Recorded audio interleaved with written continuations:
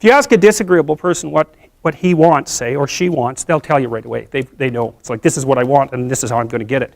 But agreeable people, especially if they're really agreeable, are so agreeable that they often don't even know what they want, because they're so accustomed to living for other people and to finding out what other people want and to trying to make them comfortable and so forth, that it's harder for them to find a sense of their own desires as they move through life.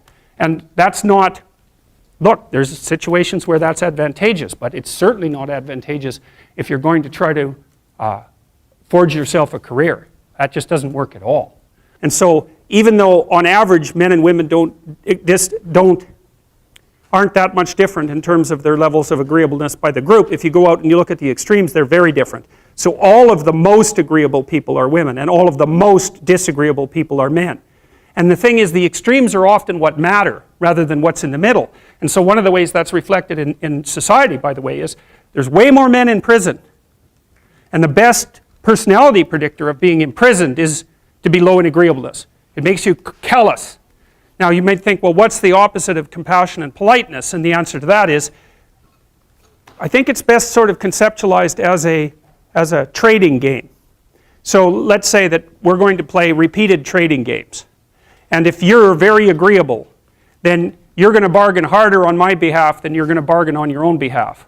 Whereas if you're very disagreeable, you're going to do the reverse. You're going to think, I'm in this trading game for me, and you're going to take care of your own interests. Where an agreeable person is going to say, no, at best, at worst, this has to be 50-50, but I'd like to help you every way I can. One of the things you have to be careful of if you're agreeable is not to be exploited, because you'll line up to be exploited. And I think the reason for that is because you're wired to be exploited by infants. And so that just doesn't work so well in that actual world. And one of the things that happens very often in psychotherapy, people come to psychotherapy for multiple reasons, but one of them is they often come because they're too agreeable. And so what they get is so-called assertiveness training, although it's not exactly assertiveness that's being trained.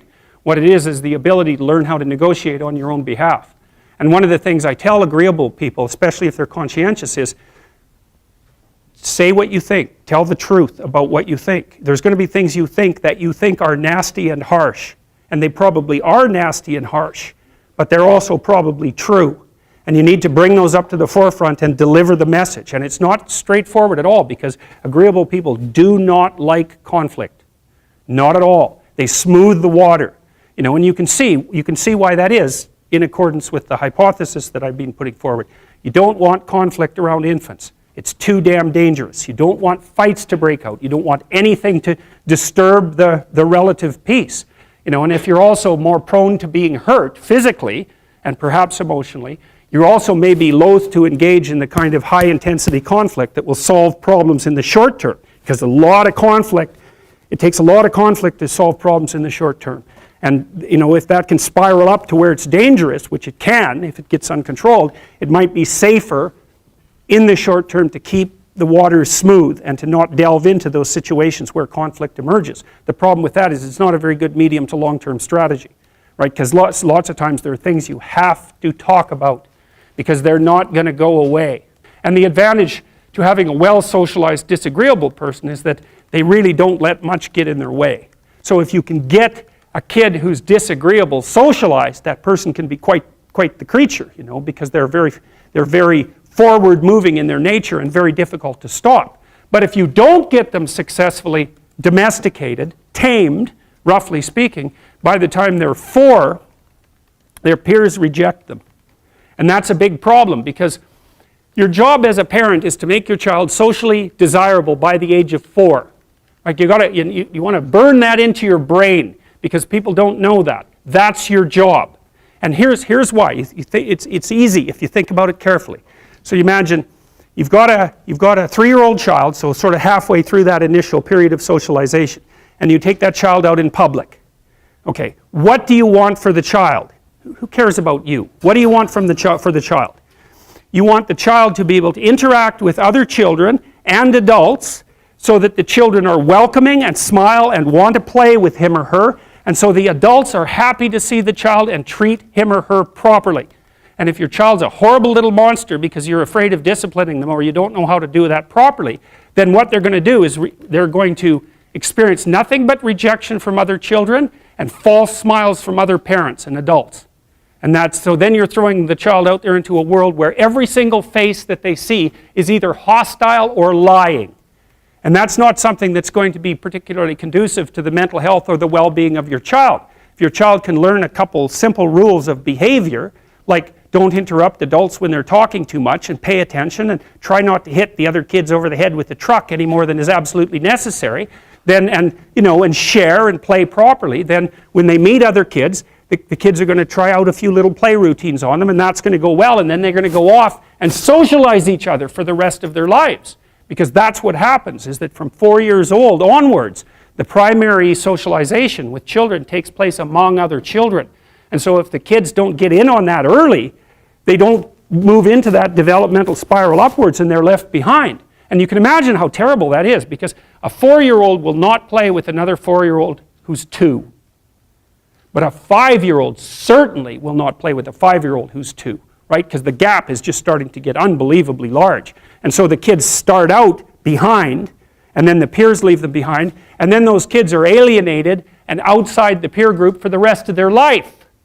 Well, those are the ones that grow up to be long-term antisocial, right? They're already aggressive. It doesn't dip down. Now, what happens to normal boys, roughly speaking?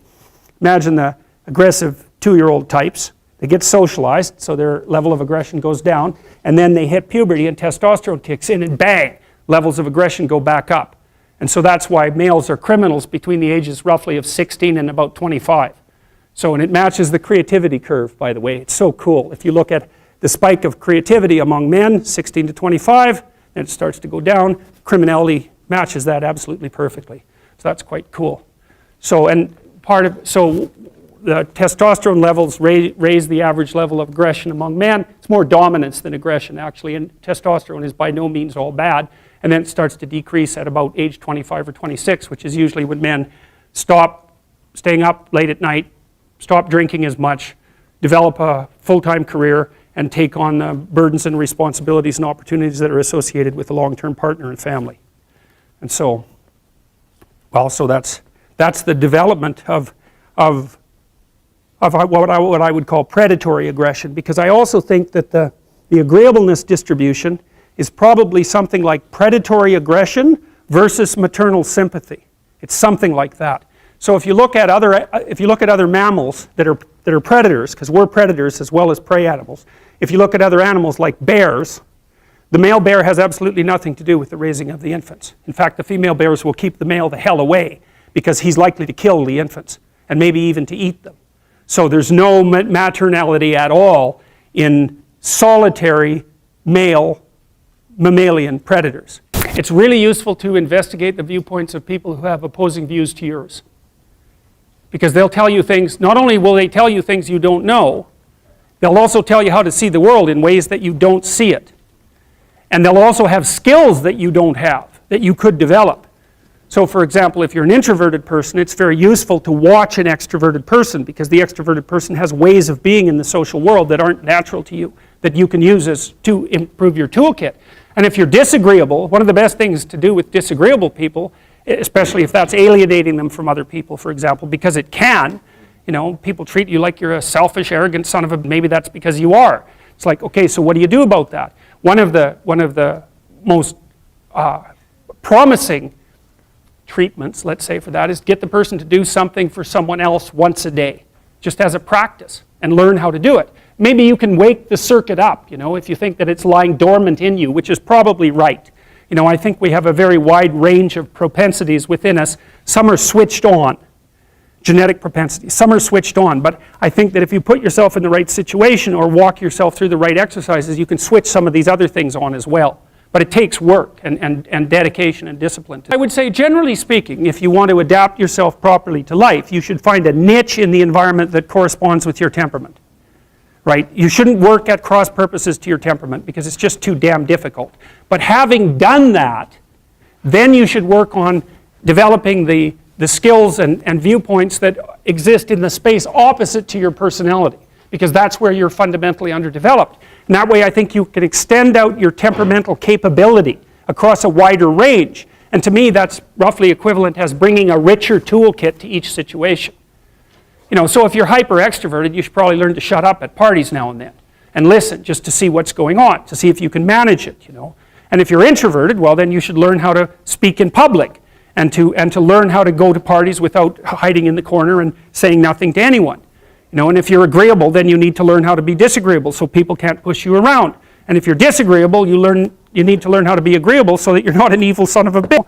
So, and the same thing applies even in the conscientious domain. It's like if you're too conscientious, you need to learn to relax and let go a little bit. And if you're unconscientious, it's time like, get out the Google Calendar, man, and start scheduling your day, right? And beat yourself on the back of the head with a stick until you're disciplined enough so that you can actually stick to something for some length of time and not living in absolute squalor, which is something that would characterize someone who's very disorderly, for example, because they don't notice.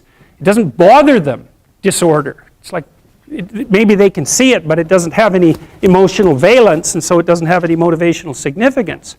You know, so the other thing you might want to think about too, if you're choosing a partner, is try not to choose someone who's too distant from you on the temperamental variables, because you're going to have a hard time bridging the gap. You know, it's hard for an introverted person and an extroverted person to coexist. And it's really hard for an orderly person and a disorderly person to coexist because they will drive each other nuts. Why don't you pick up? Why are you so obsessed by it? That's the basic argument, you know. So it's useful to know about your temperament so that you can negotiate the space with your partner as well. And I don't think you should try to find someone who's exactly the same as you, because then you don't have the benefits of the alternative viewpoint. But you got to watch it, because you may hit irreconcilable differences of various sorts. And I've seen that most particularly among couples who are high and low in openness. That's a rough one. And also high and low in conscientiousness. That's another rough one, because they just cannot see how the other person sees the world at all.